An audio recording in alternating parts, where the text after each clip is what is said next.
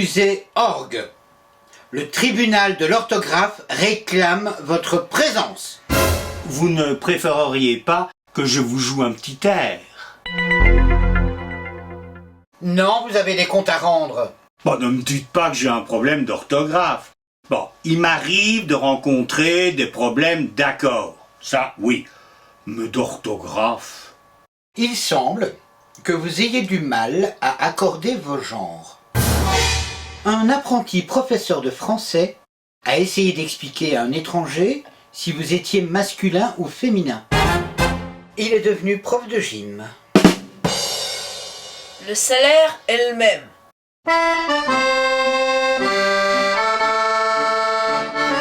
À l'origine, j'étais neutre. Les Romains m'avaient emprunté au grec organon. Et ils avaient créé le mot organum. Alors comme d'habitude, mon M cesse d'être prononcé, et puis c'est le OU, puis le N, mon A devient E, et me voilà devenu orgue. D'habitude, le neutre latin a donné le masculin en français. Lyceum, le lycée. Il est assez difficile de savoir pourquoi, mais au Moyen-Âge, on m'a employé au féminin. Peut-être, car c'est une hypothèse, parce que les clercs, qui m'employaient surtout au pluriel et parlaient essentiellement latin. Ils disaient organum, mais au pluriel, ça fait organa. Bon, neutre pluriel. Sauf qu'en général, les mots en A, en latin, sont féminins. Rosa, la rose. Finalement, c'est bien, prof de gym. Bon, vous me direz que c'est faire peu de cas des connaissances latines des clercs au Moyen-Âge. Ça se défend. Ben enfin, c'est peut-être pour ça qu'on a hésité sur mon genre. Toujours est-il qu'au Moyen-Âge, je suis un mot féminin. En 1385, Philippe de Mézières écrit un livre intitulé « La vertu du sacrement de mariage et du réconfort des dames mariées ». Pas sûr que ce bouquin ait favorisé l'émancipation féminine. J'ai bien peur que non. Il y parle des orgues portatives. Dans Pantagruel, Rabelais écrit « Puis nous montra les orgues, desquels sonnant faisait ses admirables garisons. » Garison, c'est guérison. Hein. Et oui, mon son provoquait des guérisons. L'orthographe du desquels indique le féminin. Il m'étonne parfois. Mon féminin sera la norme, comme en témoigne Code-Grève, auteur en 1611 d'un dictionnaire censé aider les Anglais à appréhender celle qui n'est pas encore la langue de Molière. Il ne m'emploie qu'au pluriel et me mentionne comme féminin. Notons au passage que dans tous les dictionnaires de l'époque, Estienne, Nicot, Houdin, je n'existe qu'au pluriel. Visiblement, je me destinais à être un féminin pluriel, un peu comme fiançailles. Néanmoins, mon singulier existe au XVIIe siècle, comme en témoigne le grammairien Ménage, qui, dans ses observations sur la langue française, dit de moi en 1672 masculin au singulier, féminin au pluriel. Bon, on m'utilise essentiellement au féminin pluriel. Mais quand ils ont commencé à m'employer au singulier, ils ont dû se souvenir du latin organum, qui était neutre, et que le neutre, en général, donnait le masculin. Mais c'est pas encore acquis. Hein. Tenez par exemple Richelet, auteur en 1680 du premier dictionnaire tel que nous les connaissons actuellement. Et voilà ce qu'il dit. Ce mot est masculin et féminin au singulier, mais au pluriel, il est toujours féminin.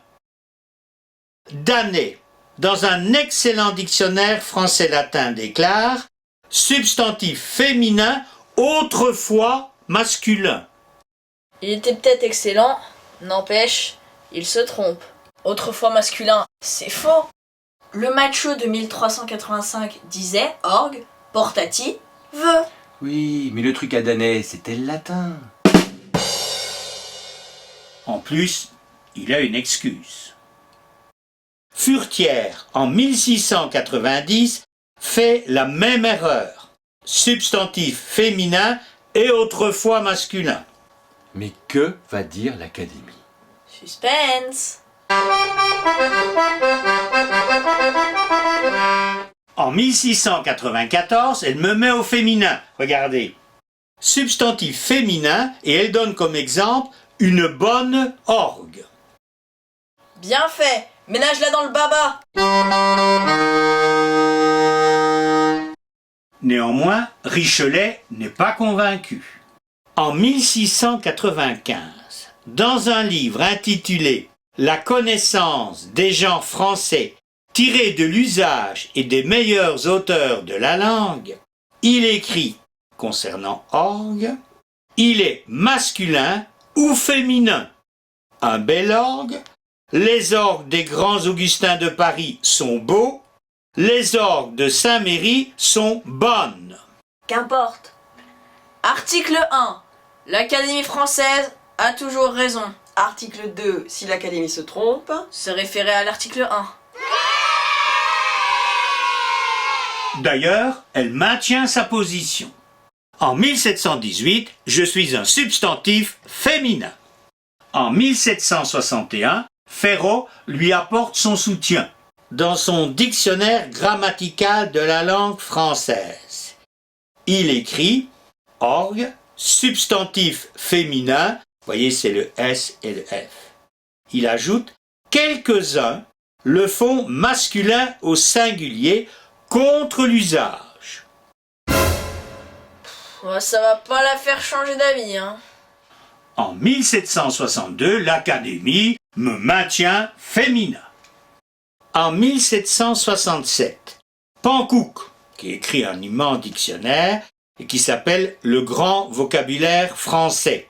Alors lui, il est d'accord avec Ménage, donc il s'en rappelle, parce que c'est longtemps après.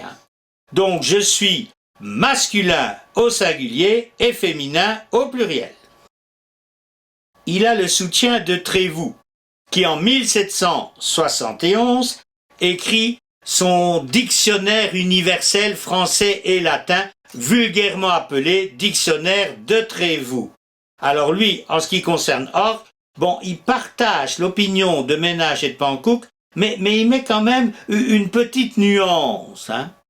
Il met l'usage le plus général est de faire ce mot masculin au singulier et féminin au pluriel. Donc l'usage le plus général. Bon, c'est pas vraiment une règle, ça. Oh, ça s'emballe! Dans la grammaire des dames, Probablement un descendant de Mézières. on trouve orgue, masculin au singulier, un bel orgue, féminin au pluriel, de belles orgues. En 1787, donc 16 ans après son livre précédent, Ferraud ne se mouille plus. Je suis masculin ou féminin. C'est comme vous voulez. Visiblement, Ferraud hésite. En 1798, l'Académie dit masculin au singulier, féminin au pluriel. Comme quoi, elle peut céder. Et quand elle cède, tout le monde suit. Visiblement, cette règle devient la règle. C'est celle que j'ai apprise il n'y a pas si longtemps.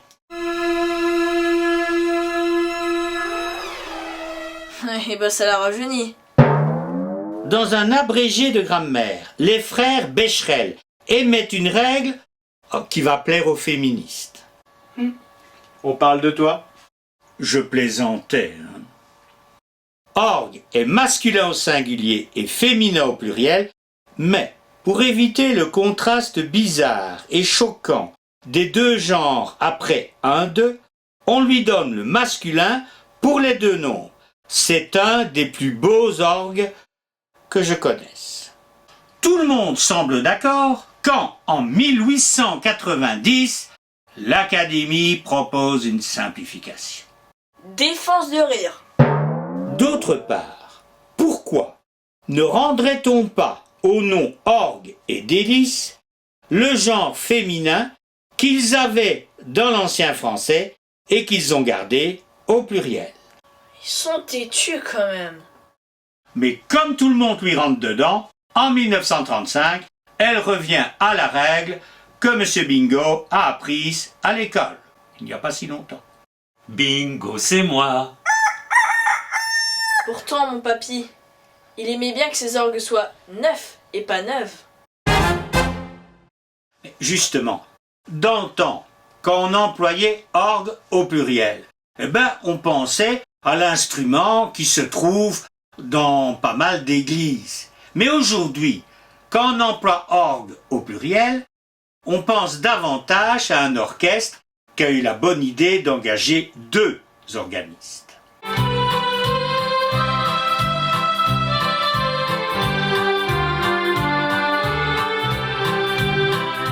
Conséquence, l'Académie a dû s'adapter. On trouve dans sa dernière édition, orgue, s'est employé au féminin jusqu'au XVIIIe siècle. Cet usage s'est maintenu au pluriel pour désigner un seul instrument, les grandes orgues. Le masculin pluriel servant à désigner des instruments distincts, des orgues anciens. Ce n'est jamais avec une guitare qu'on aurait eu ce problème. Le mot guitare vient du mot grec guitara. Mais, avant de venir chez nous, est passé par l'espagnol guitarra. Tu sais ça, toi? Comme tous ceux qui aiment l'espagnol et la guitare. Je peux garder mes 2 genres? Musici statuant. Que les musiciens décident.